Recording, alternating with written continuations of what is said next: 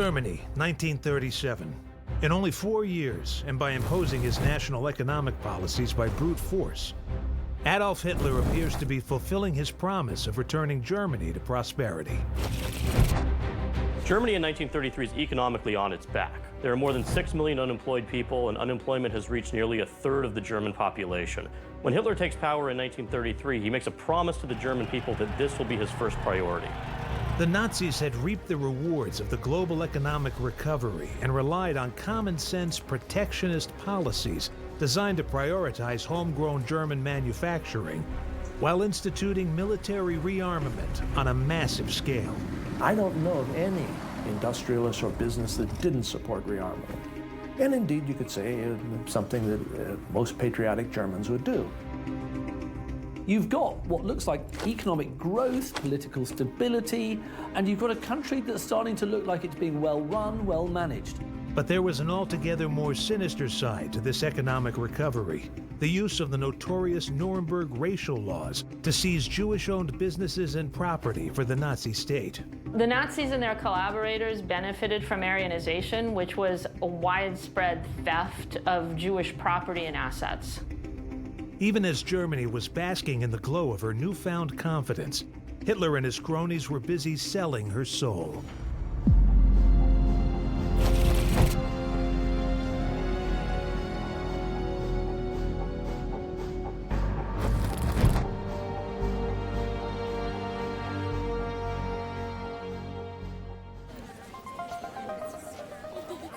January 30th, 1933, Germany salutes their new chancellor, Adolf Hitler. The Austrian immigrant and former army corporal has promised the Nazi faithful that Germany will rise again to a position of prominence and prosperity. But Hitler is not happy with simply holding the future of Germany in his hands.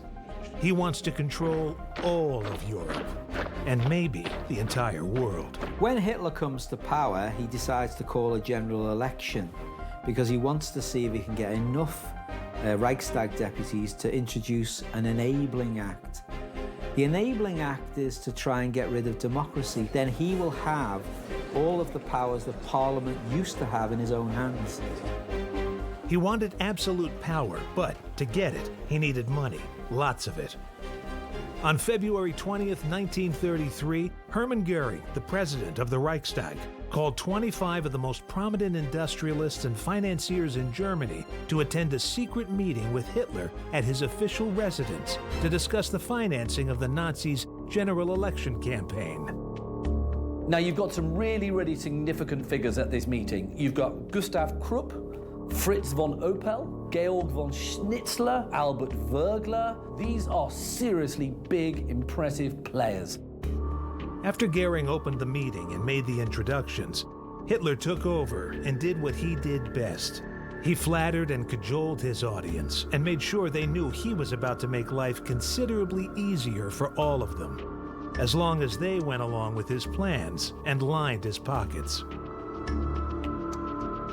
14 years later, at the Nuremberg trials in 1946, court documents revealed the extent of the industrialists' subsequent collusion and financial contributions to the Nazi cause.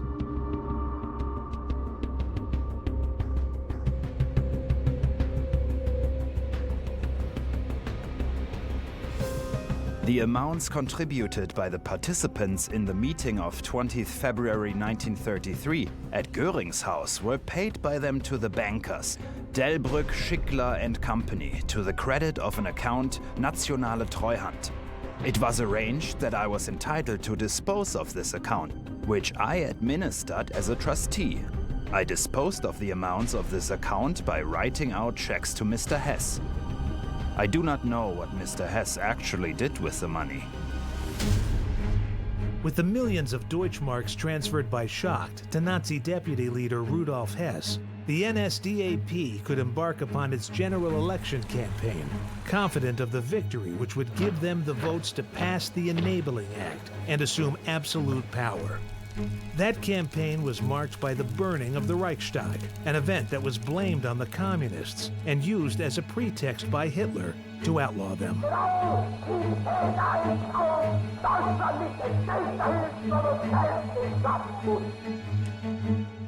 In the election on the 5th of March, the Nazis increased their share of the vote, but still fell short of the outright majority they wanted.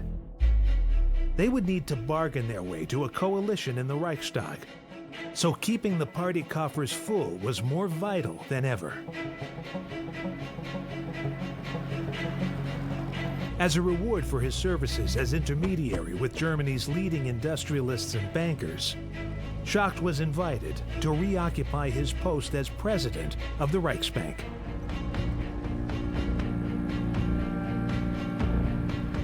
Hitler's regime needed some credibility early on, and the best way to do that was to retain some figures who had some international credibility. So Schacht is kind of the mouthpiece of the conservative financial world, and to give it credibility, really. In the wooing of big business and finance, Schacht was Hitler and Göring's most important co-collaborator. But their collaboration wasn't without conflict. On April 1st, 1933, tensions between them erupted after Hitler declared a national boycott of Jewish businesses, and brown shirt thugs were sent in to intimidate and disrupt Jewish-owned shops and department stores. Schacht immediately recognized the stupidity of such a move. First of all, there were the foreign investors in the department stores. They said, these department stores may be Jewish, but we're English, French, and Italians. We're not Jewish. And we're suffering because if they go bankrupt, we lose our investment in them. The banks were the same. The banks said, we're not Jewish. We've loaned money to these department stores. If they can't pay their loans, it comes back on us. Finally, it got so extreme that even the Nazis, who worked as employees in the Jewish department stores, said, well, the boss may be Jewish, but we're not. We're going to lose our job. On this occasion, Hitler listened to Schacht and called off the boycott. Interestingly, however, this sign of how far Hitler was willing to go in pursuit of his Aryanization policies proved attractive to his new friends in business, and to one in particular, arms manufacturer Gustav Krupp von Bohlen. Once an outspoken critic of Hitler and the Nazis, Krupp chose this moment to convert to the Nazi cause.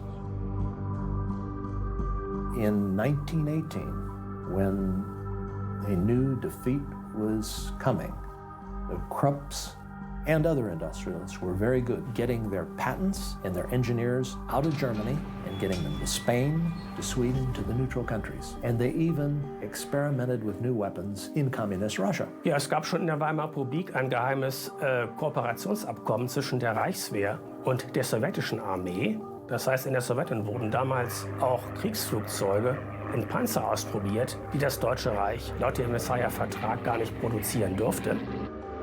Since they had the chance to secretly meet Hitler on the 3rd of February 1933, Krupp was now assured of Germany's imminent rearmament on a massive scale, and the opportunity to bring his factories and production lines back within Germany's borders.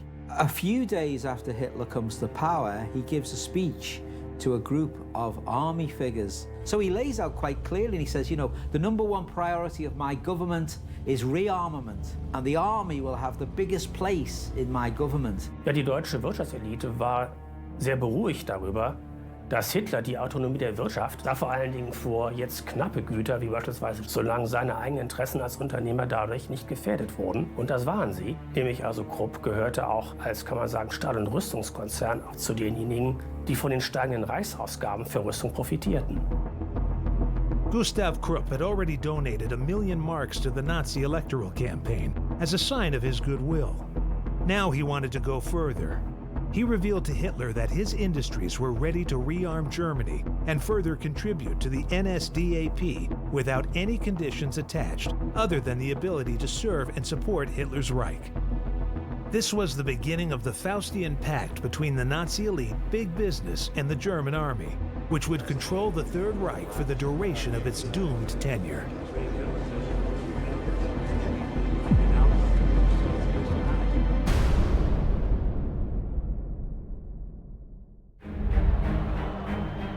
To consolidate his power over the whole of the German economy, Hitler needed control of all German labor. May 1st, 1933, Hitler declares National Labor Day and a fully paid holiday.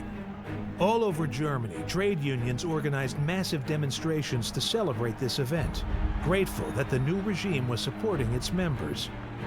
In reality, Hitler had a very different plan for them. The following day, Nazi stormtroopers took over the trades union headquarters all over the country, arresting their leaders and confiscating all their assets, including wholly owned businesses, banks, newspapers, shops, and other service companies.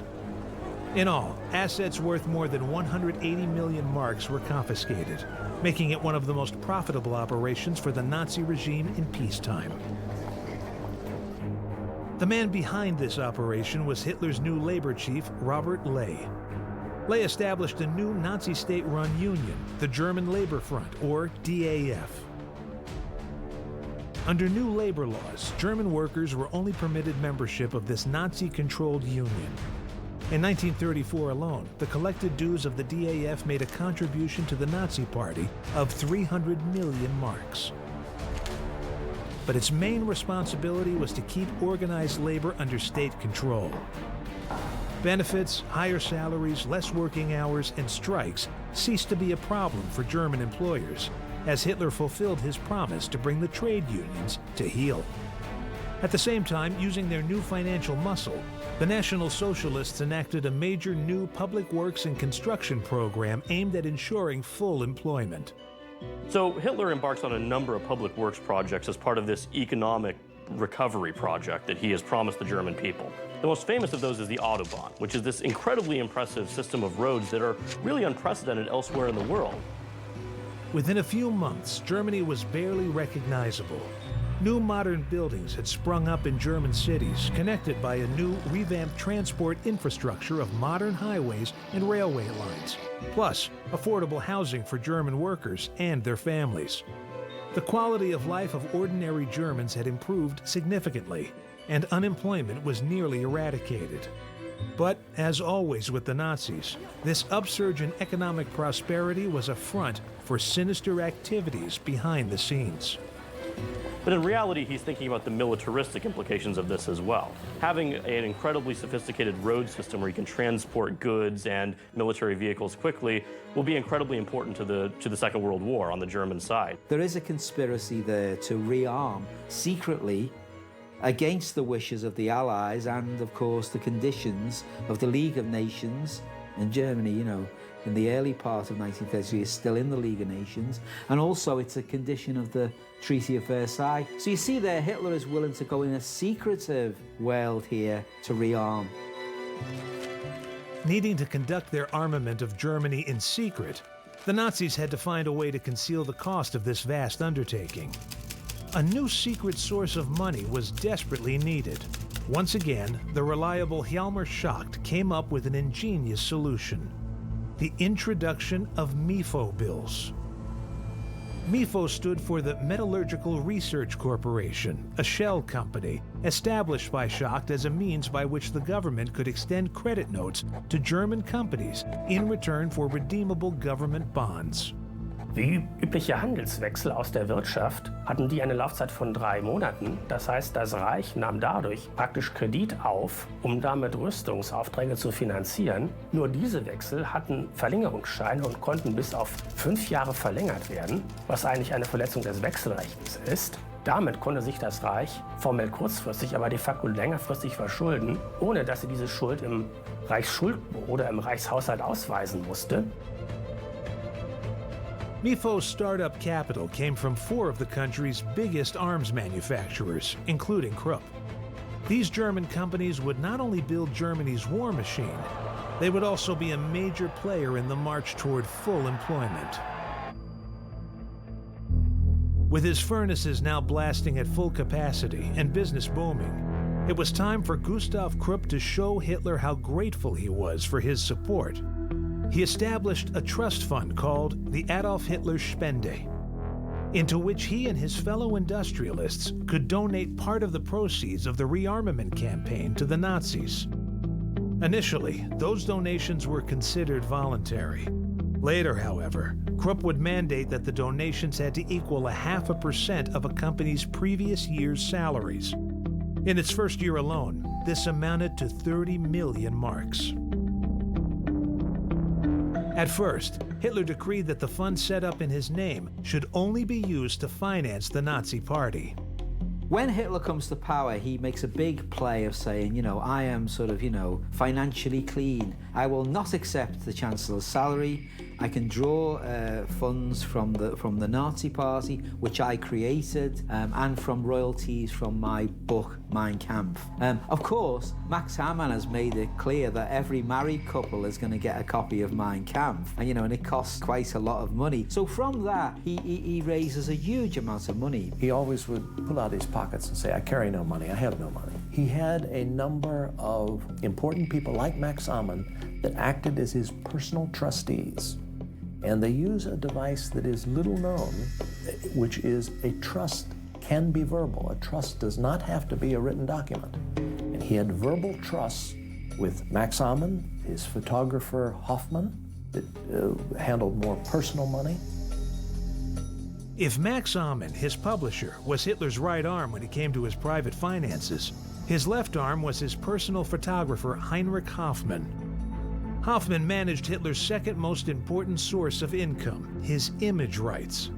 Hitler and Hoffmann were cashing in from every postcard, autographed photo, and picture printed in a newspaper or magazine. During the years of his rule, both men amassed a fortune.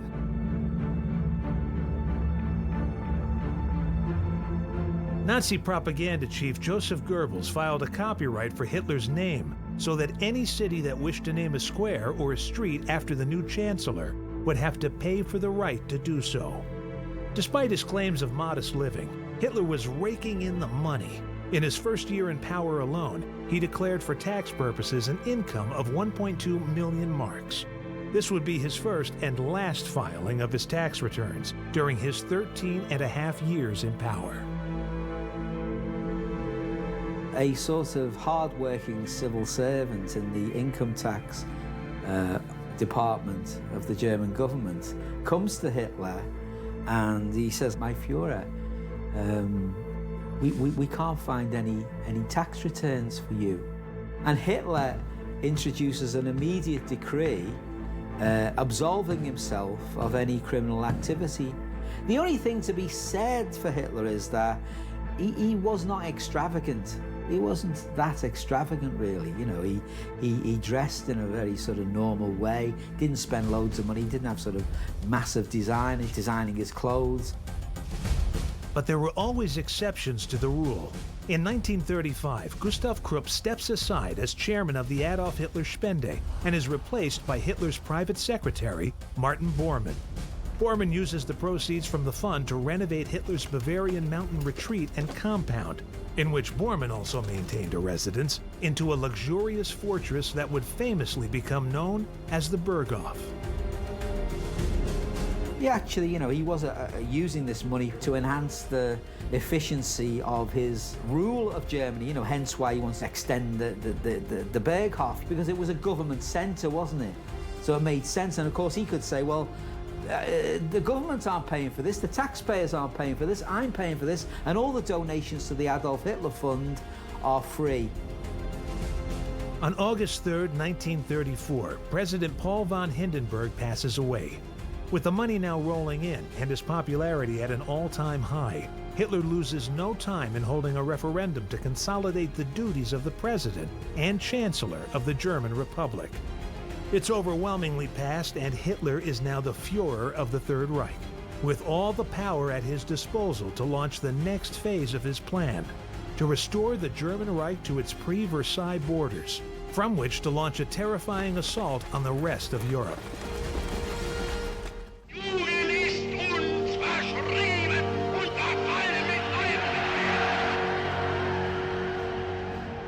Adolf Hitler is now Führer, the absolute ruler of Germany. After outlawing and exiling all his internal political opponents and consolidating all authority in his own hands, he is now willing to go public with his already far-advanced plan for military rearmament. While he charms his fellow world leaders, reassuring them that his rearmament is in no way a sign of aggressive intent, he relies on his newly promoted Minister of Economic Affairs, Hjalmar Schacht, to financially fuel rearmament at a rapid pace. Wehrmacht war vor allen Dingen dafür verantwortlich, die deutsche Wiederaufrüstung außenwirtschaftlich abzusichern durch den Abschluss bilateraler Handelsverträge, die er als Wirtschaftsminister abschloss, aber auch durch, die Streckung der deutschen Zahlungsverpflichtungen für Kredite und für Anleihen. Wehrmacht war gewissermaßen das seriöse Aushängeschild des Deutschen Reiches in das westliche Ausland hin. Wehrmacht galt im Ausland als derjenige, der Hitler und Hitlers engste Mitarbeiter dann auch politisch mäßigen oder sogar kontrollieren konnte. Aber das war dann letztlich ein Irrtum. On March 16, 1935, Hitler officially proclaims the rearmament of Germany, setting its industries to full speed. Further, as he increases Germany's military spending, he also reintroduces military conscription. Conscription is a huge step in reducing Germany's unemployment problem. It takes millions of men out of the workforce, largely young men, and puts them into the armed forces. By 1936, Germany is claiming that it has reduced unemployment to 0%. It's achieved full employment. This is a huge step when most of the world is still mired in double-digit unemployment, even above 20% in some cases. Germany has apparently solved this problem almost overnight. You've got what looks like economic growth, political stability, and you've got a country that's starting to look like it's being well run, well managed. And of course, in 1936 is also famously the year of the Berlin Olympics. And this is a kind of fantastic advertisement, if you like. The Berlin Olympics of August 1936 was the perfect showcase for a resurgent Germany and a way of reassuring the world of the Nazis' peaceful intent. When it came to impressing on the world stage, no expense was spared by Hitler and his propaganda chief, Joseph Goebbels. So they spend over about 16 million Reich marks. Nationally, they spend about 30 million Reich marks. And of course, you have this incredible propaganda documentary film called Olympia by the famous director Leni Riefenstahl. And that comes in at about 7 million marks. So these are big figures, but for a really important project. And you know what? It really works for the Nazis. Hitler could now strut and preen on the world stage, confident that the so-called great powers were cowed by the new Germany's show of strength and supremacy. He had rearmed the country in direct contravention of the Treaty of Versailles to only brief and half-hearted protest from the Western Allies. And he had enacted the vile Nuremberg racial laws, and no one had lifted a finger. He was untouchable. With one highly successful four-year economic plan complete, Hitler was ready to immediately launch the next one. But this time, its supervision would be handled by someone closer to the Hitler throne, Hermann Göring. Der sogenannte Vierjahresplan wurde 1936 von Göring mit Hitlers Auftrag verfasst. Dieser Plan sah vor, die deutsche Wirtschaft innerhalb von 4 Jahren kriegsfähig zu machen durch die Reduzierung von Rohstoffimporten und vor allen Dingen durch Investitionen in Wirtschaftssektoren wie die Treibhausherstellung, mit denen das Deutsche Reich vom Ausland unabhängiger wurde. Sah vor allen Dingen vor, jetzt knappe Güter wie beispielsweise Stahl in die Sektoren zu lenken, die für die Aufrüstung von besonderer Bedeutung waren. With Göring's society and establishment links, this was a way of further strengthening the ties between the Nazi Party and one particularly influential German company, the giant chemical conglomerate IG Farben. In the 1920s, IG Farben is 450th, somewhere around there, richest company in the world. By 1942, it's the 3rd richest company in the world. How did this happen? How did this company, which was a chemical company, rise to be, such a dominant monopoly company in Nazi Germany? Regierung ab 1934 den Ausbau von synthetischen Treibstoffanlagen deutlich forciert, wovon auch die IG Farben als größter synthetischer Treibstoffhersteller erheblich profitierte. So gesehen konnte die IG Farben, kann man sagen, von dem Richtungswechsel hin zu einer Autarkiepolitik, hin zu einer Aufrüstungspolitik auch als Konzern profitieren.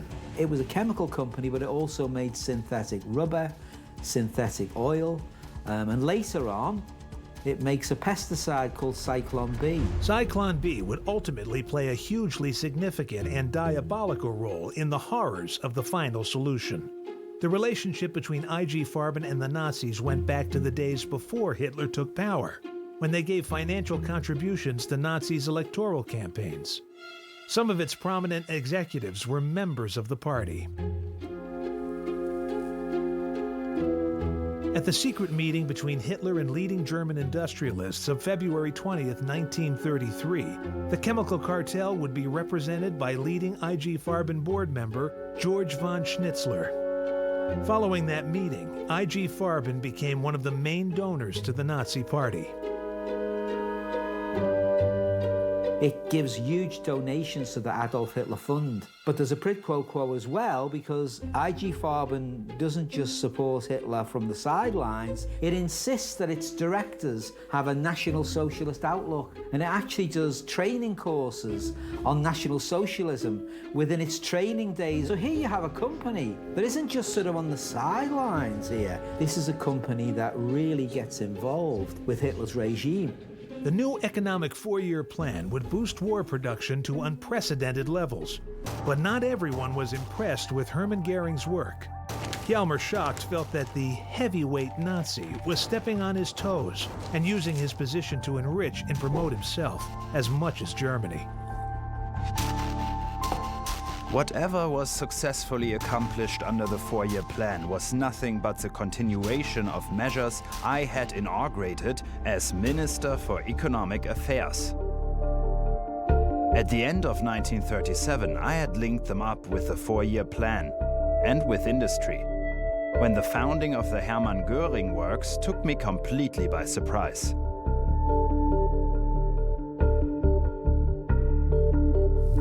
Göring had lost no time in exploiting the four-year plan for personal gain. When concerns were raised by German armaments manufacturers about the quality of Germany's main iron ore reserves in the Harz Mountains, Göring not only forbade the use of better quality imported ore from abroad, but founded a new state-run iron ore smelting company named Reichswerk Hermann Göring, from which he would take a healthy slice of the profits.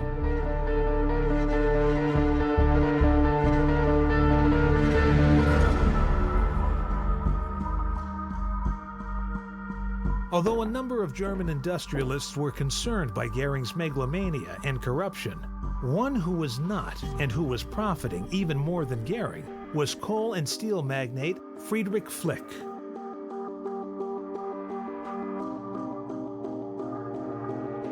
A self-made man who built his own industrial empire from the ground up, Flick was one of the 25 present at the secret meeting of the 20th of February 1933.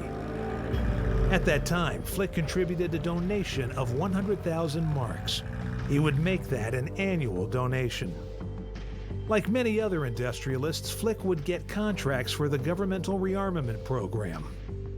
But he would become more intimately involved with the Nazi regime when his representative, Otto Steinbrink, introduced him to Reichsfuhrer SS Heinrich Himmler. Flick quickly became an ardent supporter of the Reichsfuhrer SS. Ja, in diesem Freundeskreis des Reichsführers SS waren einige prominente und auch einige weniger prominente deutsche Unternehmer und Vorstandsmitglieder deutscher Unternehmen vertreten. Dieser Freundeskreis des Reichsführers SS hatte die Aufgabe, zugunsten des Reichsführers SS Heinrich Himmler Spenden zu sammeln, über die er dann frei verfügen konnte. Und die jährlichen, kann man sagen, Spendenerträge dieses Freundeskreises beliefen sich auf etwa 1 Million Reichsmark im Jahr. Himmler had watched enviously as his bitter rival for Hitler's attention, Göring, had become overlord of German economic affairs. Ironically, however, when Göring became responsible for the new four-year plan, he found he needed the nationwide organization of the SS to administer it. The SS would also be useful in liaising with financiers like Friedrich Flick, who would agree to supply the millions of tons of coal to the Reichswerk Hermann Göring furnaces. A casualty of the newfound cooperation between Himmler and Göring on the coordination of the German economy was Hjalmar Schacht. Schacht had antagonized Göring by raising his concerns about Göring's stewardship of the economy with Hitler. Now, with Himmler in his camp, Göring was able to swiftly sideline Schacht, who, as a consolation, was allowed to remain president of the Reichsbank for the moment. I don't think Hitler was a good manager. I think that his technique was to give about 4 people the same job and let them fight over doing it. And you have so many people competing to try and get the attention of Hitler. There's no proper delegation, there's no proper management. With Schacht out of the way, Göring had successfully consolidated his position as sole and supreme head of the German economy and industry. In his typically bombastic way, he couldn't resist a parting shot at the humiliated Schacht, delivered in a farewell phone call from his palatial office in the Ministry for Economic Affairs. Herr Schacht, I am now sitting in your chair. Germany, November 1937. For the past year, the nation's expanding economy has been under the control of one of Hitler's closest henchmen, Hermann Göring. But despite its rate of growth, it is still hampered by several major problems. Its self-sufficiency and protectionist approach has meant replacing high-quality imported raw materials with inferior domestic ones. And to match the exacting demands of the 4-year plan and the rate of rearmament, the German treasury has to borrow heavily, and the country is now deeply in debt. What you've got to look at is the fact that it's recovering because it's on credit. He's borrowing a lot of money, and the only way he's going to be able to pay that money back is, frankly, by territorial expansion. Actually, that means invading other countries and pillaging them. On March 12, 1938, German troops annexed its small neighbor Austria without firing a single shot. After 25 years away from his native country, Adolf Hitler symbolically uses the border crossing at Braunau am Inn, his birth town, to make his triumphant entry. Thousands of enthusiastic Austrians welcome home their favorite son. There was a really warm reception for the Nazis in many parts of Austria, not just in Hitler's hometown, but in Vienna. The Nazis were greeted very warmly in many places. Although now they will say that, no, we were the first victim of Nazism. As personally satisfying as it was for Hitler to unite the country of his birth with his adopted nation, the Anschluss would be hugely advantageous to the German economy and to Hermann Göring personally. Zum einen, das Deutsche Reich profitierte von den Gold- und Devisenreserven Österreichs, die sich sofort einverleibten. Zum Zweiten profitierte das Deutsche Reich von den Arbeitskräftereserven der österreichischen Wirtschaft. At the same time as expanding its borders and asset stripping neighboring countries, the Nazi Reich was also further extending its policies of Aryanization, enabling it to seize more Jewish businesses and savings.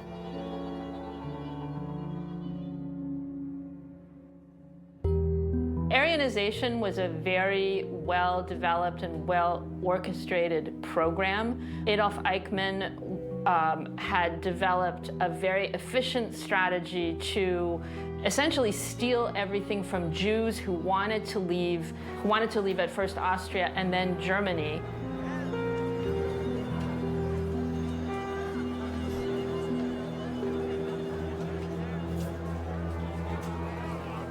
So then they would go to a business, be it a department store, a Jewish newspaper, and say, look, you can do one of two things. You can either sell out to us at about a tenth of its value, but we'll give you the money and we'll give you a ticket to France, and you'll still be able to continue your lifestyle, or you're going to be thrown in a concentration camp. Take your pick. In Germany, it was a fairly long process, starting from 1933 and increasing as the 1930s went on, but not so immediate. In Austria, it went very quickly after the Anschluss in 1938, and within a few months, businesses had been seized in what were called wild Aryanizations, and then it was completed by the Property Transfer Office from the middle of 1938 onwards.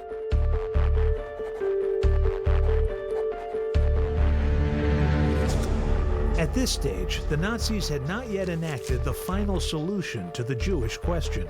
For the fortunate few, there was still a way out of the German Reich, as long as you agreed to hand over any and all possessions to the German state. The family that I wrote about, the Hammersfelds, I saw their Aryanization documents, and it's really heartbreaking because everything from, broken emerald ring or piano was on that list, and you couldn't leave the country unless you surrendered absolutely everything. The Nazis benefited from Jewish immigration by applying a flight tax, which took away 25% of their property on emigration, and they also got much more when the Jews attempted to transfer currency, as this was subjected to up to an 80% surcharge on anything they tried to transfer. As the pressure for Aryanization increased between 1935 and 1938, it was not uncommon for Jews to sell businesses to Aryan managers whom they thought they could trust and caretake the business until they were allowed to return. So all of these Jews at this time who had businesses thought that the Nazis, maybe it's a passing phase, okay, will comply with Aryanization rules, and I will, on paper, give over my business to my Aryan manager in the hopes that when I return from wherever I'm going. But unfortunately, once the transfer was completed, then they were completely at the mercy of those former partners, and there was nothing they could do if they got kicked out. And then secondly, the money that was given to them from any sales were also put into blocked accounts, so they had no real access to that either. In Austria, this process intensified after Göring declared the compulsory registration of Jewish property as part of his 4-year plan. The Reich main security office was like a clearinghouse. They would essentially give you an exit visa to leave your own country. But it was like a factory. You went in, you were robbed of all of your possessions, you submitted, and again, on paper, and then at the end you got your paperwork to leave, if you were lucky. The Nazi Party controlled the process of Aryanization very carefully. For example, the Gau economic administrators had the right to decide who would get a particular property by controlling the Aryanization process, and therefore it was mainly given to Nazi Party members, and this led to a lot of corruption. The ideological and economic persecution of the Jews went hand in hand. On November 9, 1938, incited by Goebbels' anti-Semitic propaganda, members of the SA, aided by civilians, carried out the largest and most vicious of their pogroms against the Jews.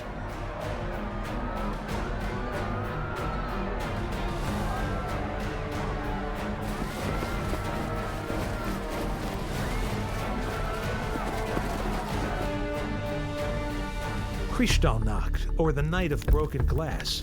Hundreds of Jewish properties, businesses, and synagogues systematically burnt to the ground.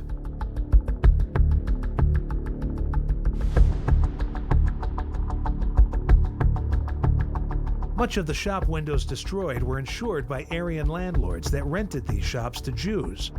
And now these Aryans were claiming their money back, leaving some German insurance companies at risk of collapse. Göring was furious with Goebbels. Und er sagte in einer internen Besprechung, hättet ihr mal lieber ein paar Juden totgeschlagen, als die Schaufensterscheiben zu erschlagen, die wir dann mit importiertem belgischem Glas wieder reparieren müssen. Göring came up with a neat solution. He decided to hold the Jews responsible for the violence and demanded that they pay 1 million Reichsmarks via additional direct taxation by way of reparation. They imposed a wealth tax on all Jews, which they had to pay over 18 months in 5 installments. This took away 25% of all Jewish wealth. That's over a billion Reichsmark, and it was seen as a punitive tax for the events of Kristallnacht, although of course the Jews were not responsible for that at all. They were the victims. In a bid to protect at least some of their assets, some Jews would send them to Switzerland, where they thought the secrecy of its banking system could keep some of their possessions out of the Nazis' reach, although even this was not foolproof. What became really gross was that the Gestapo would send, these agents into Switzerland, often with a coerced power of attorney from somebody they had put in a concentration camp, and they would present these powers of attorney and say, oh, I'm so-and-so's representative and I'm here to take, all of their assets out of the bank. Having marched into Austria and then in October 1938 into Sudetenland to little more than a murmur of protest from the international community, Hitler was preparing to expand his search for territory and resources. On March 15, 1939, Hitler mobilized his troops and took the rest of Czechoslovakia. As in Austria, the German army met little resistance, and the international community abandoned the Czech government to its fate.